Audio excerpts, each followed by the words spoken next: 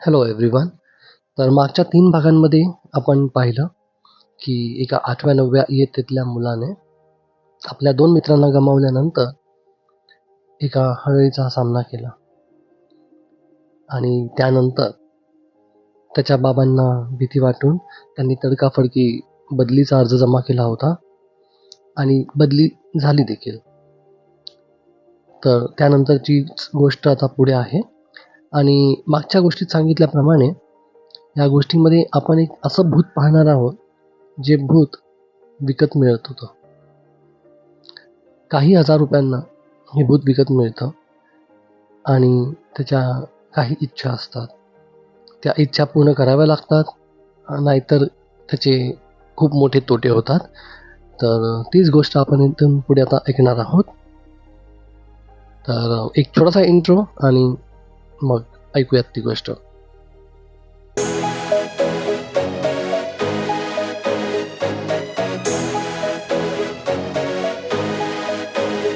Truck मागोमाग आमच्या टॅक्सीने ती वेस ओलांडली. नवीन ठिकाणच्या गावची वेस. मी असं ऐकून होतो की गावची वेस ही भूतांची आवडती जागा असते. आसपास मंदिरं नसतात म्हणून असावं बहुतेक. खास करून संबंधभूत वेशीवर राहतात असं आजीकडून ऐकलं होतं. वेशीच्या जवळच एक जुनाट झाड देखील होतं. एकदम परफेक्ट जागा संबंधभूताची. मी ओम सर्वदेवाय नमः चा जप मनी सुरू केला. जवळपास 1 किलोमीटरपर्यंत तो जप चालू ठेवला. दिव्य पुरुषाने जे ताईत आणि लॉकेट्स दिले होते ते बाबांनी पूजा करून पाण्यात सोडले होते. त्यामुळे आता माझ्याकडे भूतापासून वाचण्यासाठी काहीच प्रोटेक्शन नव्हतं. असो, नवीन घर मोठं होतं. सगळं सामान लावून अंगणातल्या झोपाळ्यात बसलो. संध्याकाळची वेळ होती. छान वातावरण होतं. हवेत गारवा होता. खूप मस्त वाटत होतं. पण या सगळ्यामध्ये एक कुणकुण मनाला लागली होती.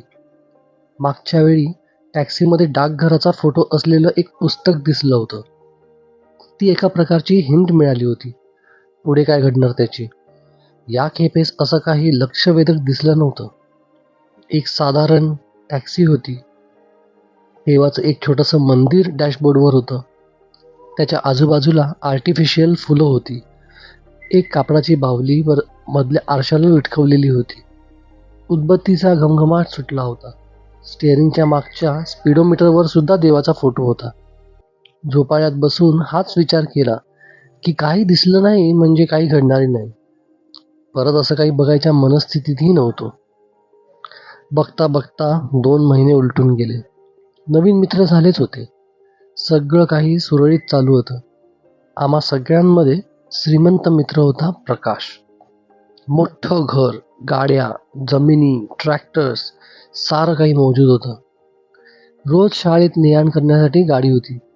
सोन्याची चेन, अंगठ्या होत्या. काही काही जण काय नशीब घेऊन येतात. मी शाळा सुटल्यावर प्रकाशला बाय केलं आणि आत्माराम बरोबर पायी चालत घरी निघालो. मी सहज त्याला म्हटलं, काय नशीब आहे रे प्रकाशचं, काय पैसे आहेत. नंतर जे आत्मारामकडून ऐकलं ते चकित करून टाकणारं होतं. अरे तुला मून सांगतो, फटीचर होता लेकाचं 1.5 वर्ष आधी. खायचे वांदे होते त्याचे. आम्ही दिलेला डबा खात होता. काय सांगतोस काय, मग अचानक इतकी श्रीमंती कशी काय आली म्हणतोस. माझा बापूस म्हणला बाईंगी विकत घेतल्या त्याच्या बापानं आणि आत्माराम त्याचं घर आल्यामुळे टुणकर उडी मारून घरात पळाला. पळता पळता हातानेच बाय केलं. काय सस्पेन्स तयार करून गेला होता तो. बायांगी हे काय असतं आणि त्याच्या प्रकाशचा श्रीमंत होण्याचा संबंध काय, हा विचार करत मी घरी पोचलो. घरी शेजारच्या काकू आईला फणसाची भाजी कशी बनवतात ते दाखवायला आल्या होत्या. काकूंच्या हातची फणसाची भाजी खरोखरच खूप छान लागायची. मी दप्तर ठेवता ठेवता काकूंना विचारलं, काकू हे बायांगी काय असतं. काकूंनी चमकून एकदा आईकडे आणि मग माझ्याकडे पाहिलं. आईचा चेहरा सुद्धा प्रश्नार्थक होता. वहिनी, तुम्हाला पण माहित नाही की काय बायांगी बद्दल. आईने नकारार्थक मान डोलावली.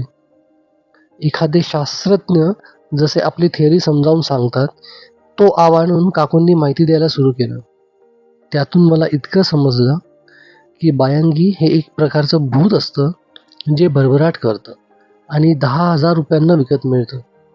पण त्याच्या इच्छा दर पौर्णिमा आणि अमावास्येला पुऱ्या कराव्या लागतात.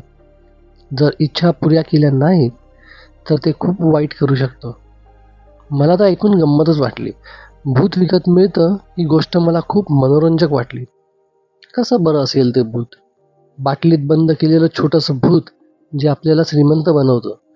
माझी कल्पनाशक्ती मला खूप काही सुचवू लागली. झोपताना माझ्या मेंदूला खाद्य मिळालं होतं आणि झोप कशी लागली कळलंच नाही. 2 दिवस मी खूप प्रयत्न केला प्रकाशशी या संदर्भात बोलण्याचा, पण हिंमत झाली नाही. घरातली इतकी गुप्त गोष्ट सहज कोणी बाहेर सांगेल असं वाटत नव्हतं. पण अचानक एके दिवशी प्रकाश खूप टेन्शनमध्ये दिसला. मधल्या सुट्टीत मी त्याला कारण विचारलं असता तो म्हणाला, "आमचा रॉकी गेला रे." हे सांगताना त्याचा आवाज अगदी खोल गेला होता. पार रडवेला झाला होता तो. 1 वर्षांपासून तो कुत्रा म्हणजे प्रकाशचा जीव की प्राण होता. मी त्याला थोडी सहानुभूती दाखवायचा प्रयत्न केला, पण असं करणं मला काही केलं जमत नाही.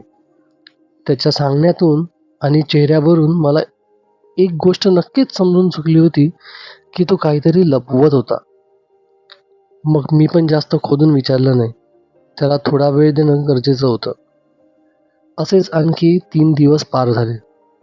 आता प्रकाशचं दुःख कमी झाल्यासारखं वाटत होतं, पण तो नेहमी कसल्या तरी विचारात असायचा. बहुतेक हीच वेळ होती.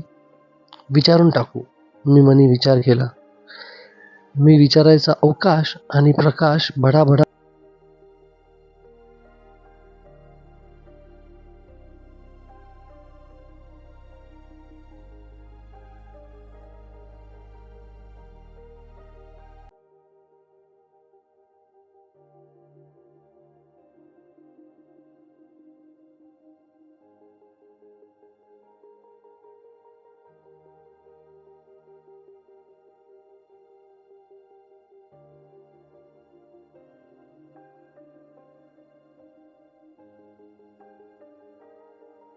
पाणी पिऊन झोपायला जात असताना पप्पा तेवढे तळघरातून वर येताना दिसले.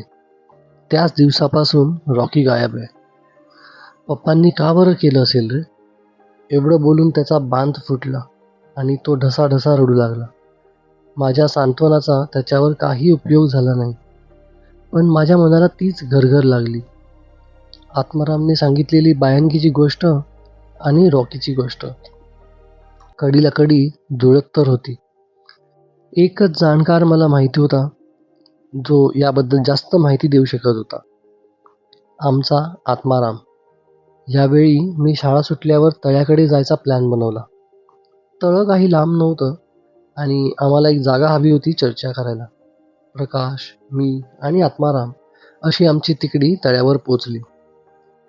आमच्यापैकी आत्माराम हा तसा बेधडक आणि निडर होता. त्याने सरळ प्रकाशला विचारलं, "तुला काही ठाव नाही वय तुझ्या घरात बायंगी आहे ते?" प्रकाश कावराबावरा होऊन आमच्याकडे पाहू लागला. म्हणजे त्याला पण माहिती होतं तर. "अरे पप्पा बोलले होते की एकदम क्षुल्लक मागण्या करून खूप भरभराट करतं ते बायंगी. आत्तापर्यंत त्याच्या मागण्या काय होत्या तर 1 डझन लिंबू दे, गोड पाण्याचा नारळ दे. कधी वाटलं पण नव्हतं की आमच्या रॉकीचा बळी मागेल रे ते." तो म्हणाला, "बायंगी असंच असतंय रे भावा. मी आता हे पण ऐकलंय की 2 तोंडाचा नाक पण मागतंय ते आणि इच्छा पुरी नाही केली तर दिलेलं सगळं घेऊन जातंय. कधी बी त्याच्या नादाला कोणी लागत नाही.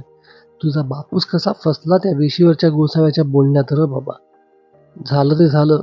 आत्ता पहिलं जाऊन ते परत करून ये गोसाव्याकडे. ती कापडी बाहुली पहिला फेकून ये गोसावळ्याकडे." कापडी बाहुली? मी आत्तापर्यंत असा विचार केला होता की बाटलीतलं भूत असेल एखादं. बायंगी म्हणजे कापडी बाहुली असते तर. त्या क्षणी झर्रकन एक शहारा अंगावर आला. टॅक्सीत आरशाला अडकवलेली ती कापडी बाहुली आठवली. बापरे, म्हणजे मला हिंट मिळाली होती तर. तर बायंगी भूत हे भूत विकत घेता येतं. एक कापडाची बाहुली असते ज्यामध्ये ते वास्तव्य करून असतं. विकत घेणाऱ्याने ते सगळ्यांच्या नजरेपासून लपवून घरात ठेवायचं असतं. अविश्वसनीय अशी भरभराट होते. फक्त एकच गोष्ट असते की दर पौर्णिमा आणि अमावास्येला त्याच्या इच्छा पूर्ण कराव्या लागतात. ते जे काही मागेल ते द्यावे लागते. सुरुवात एकदम क्षुल्लक मागण्यांनी होते. लिंबूच दे, नारळ दे, हळद दे, फार फार तर काय कोंबडी दे. हीच वेळ असते बायंगी परत करण्याची. पण कुणीही लालचेमुळे तसं करत नाही आणि पुढची फळं भोगावी लागतात. लोकांचे अनुभव मानायचे तर कुणाची करंगळी तोडून मागितली, कुणाकडे 2 पुंडाचा नाग, तर कुणाकडे सन 1600च्या वेळची सोन्याची मोहर मागितली. विचित्र मागण्या असतात बायंगीच्या, अमानवीय देखील. जर मागणी पूर्ण झाली नाही तर ते दिलेलं सगळं तर नेतच, पण जे काही आधी होतं ते सुद्धा जातं. त्याच्यापासून वाचण्याचा एकच उपाय म्हणजे ज्याच्याकडून ते विकत घेतलं त्याला ते परत करणं.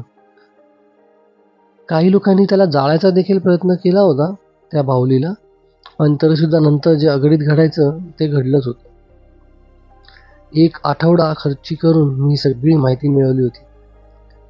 त्यानंतर आता पुढे काय करायचं याची लिस्ट बनवली होती. सगळ्यात पहिलं ती बाहुली तळघरात कुठे आहे ते शोधायची होती.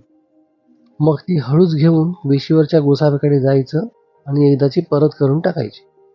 हे सगळं येत्या अमावास्येच्या आधी करायचं होतं. त्याची नवीन इच्छा यायच्या आत. 4 दिवस उरले होते तळघरात कसा प्रवेश करायचा याचा विचार करण्यासाठी. आम्ही घाबरत घाबरत त्या वेशीवरच्या गोसाव्याला सुद्धा भेटून आलो होतो. एकदम साधा राहणारा माणूस होता तो. एकटाच एका खोपटात. एक चूल, कंदील आणि काही कापडाच्या बाहुल्या इतकंच सामान खोपटात होतं. नक्कीच कोणी बायंगी विकत घ्यायला येत नसणार.